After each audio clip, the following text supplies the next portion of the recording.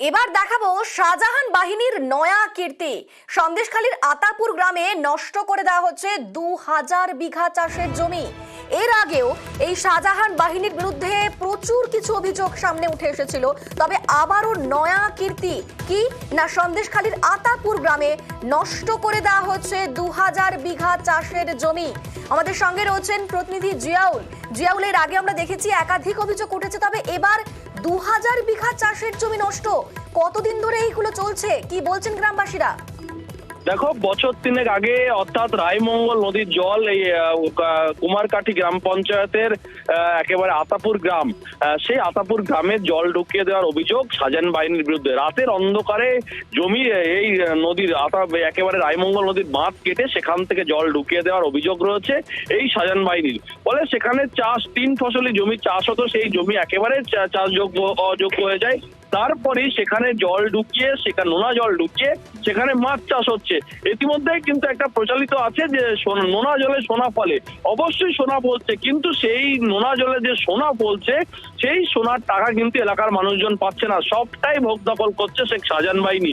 যখনই প্রতিবাদ করেছে মারধর, তুলে নিয়ে পার্টি অফিসে আটকে রাখা, মারধর করা হয়েছে এবং থানা পর্যন্ত তাদেরকে অভিযোগে বিভিন্ন অভিযোগে তাদেরকে ফাঁসানো হয়েছে, এমনটাই অভিযোগ। কিন্তু সমস্ত অভিযোগ অস্বীকার করলেন এই আতাপুর গ্রাম পঞ্চায়েতের যে এই যে কোরাকাটি গ্রাম পঞ্চায়েতের প্রধান মালতী রায়। তার স্পষ্ট দাবি, কোন রকম ভাবে এর সঙ্গে শাসক দল বা শাহজাহান ভাই যুক্ত নয়, সবটাই গ্রামবাসীরা, তারাই নাকি মাছ কেটেছে এবং গ্রামবাসীরা মাছ কেটে সেই জল ঢুকিয়েছে। এখন সেখানে মাছ চাষ হচ্ছে এবং সেই মাছ চাষের যে টাকা, সেই টাকা সেই ভোগ দখল করছে এলাকার মানুষজন। কিন্তু গ্রামবাসীদের পাল্টা দাবি, কোন রকম ভাবে তারা টাকা পান না এবং দীর্ঘদিন ধরে আন্দোলন করেছে।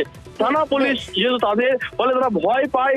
এখনো পর্যন্ত প্রায় 3-3.5 বছর ধরে সেই জমি পুরোটাই কিন্তু মাছ চাষ হচ্ছে এবং সেই টাকা পুরোটাই ভোগ দখল করছে এলাকার মানুষজন, এমনই অভিযোগ করছেন গ্রামবাসীরা। কিন্তু অন্যদিকে গ্রামবাসীরা কি অভিযোগ করছেন তাদের মুখ থেকে শুনবো। এখানে 3 ফসল ধানের জমি চাষ ছিল, জোর পূর্বে নোনা জল ঢুকিয়ে শিবুহাজরা, শাহজাহান শেখ এদের কথা বলে ওদের দুষ্কৃতীরা নোনা জল ঢুকিয়ে এখন মাছ চাষ করছে। প্রতিবাদ করলে ওরা ভয় দেখাতো, এখন কেউ পয়সা পাচ্ছে, কেউ পায় না। 1500 বিঘে টিকে হবে, থানা কোনো ভূমিকা নেয় না। যার ভয় দেখাতো সে তো নেই। এই জমির ভিতরে আমার ভিটে বাড়ি আছে, রায়মঙ্গল নদীর বাঁধ। রাতের অন্ধকারে কেটে জোর করে জল ঢুকিয়ে দেয়। কিছু জমি এরা জোর করে জল তুলে দিয়েছে, নোনা জল রাতের অন্ধকারে। মানুষকে হুমকি দিয়েছে, ভয় দেখিয়েছে, আমাদেরকে মারধর করেছে। এটা করেছে শেখ শাহজাহান শেখ, শিবু হাজরা, তারপরে উত্তম সরকার। আমরা প্রতিবাদ করেছি, আমাদেরকে মারধরও করেছে। প্রতিবাদ করতে গেলে এই যে বললাম যে মারধর করছে আমাদের উপরে। বাঘ এখন ধরা পড়েছে, বলছে সবাই বাঘ যদি খাঁচায় থাকে, খাজনা আমাদের 1 টাকা দেয়নি। মানে প্রচুর ঘর বাড়ি ছিল, আর এই নোনা জলে না এখানে কেউ আর থাকছে না। গ্রামে গ্রামে প্রত্যেকের বাড়ি ঢোকে যে আমাদের সই দাও, তারা সই দেয় না, তাদেরকে হুমকি দেয়। শেখ শাহজাহানের অনুগামী এরা।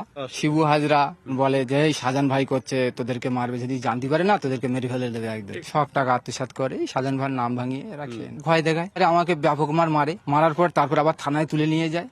তারপর জনগণ যখন ঝাঁপিয়ে যায়, তারপরে আমাকে আবার ওখান থেকে ছেড়ে দেয়। এইদিকে রায়মঙ্গল নদী, এখান থেকে প্রথমত রাতের অন্ধকারে ড্রিল মেশিন নিয়ে ওরা ফুটো করে জল ঢুকিয়েছে। বাড়ি ঘর দোর সব একদম পুরো অবস্থা পুরো খারাপ হয়ে গেছিল। এরা জোর পূর্বে সব ওই নদীর বাঁধ কেটে এখানে জল ঢুকিয়ে দেয়।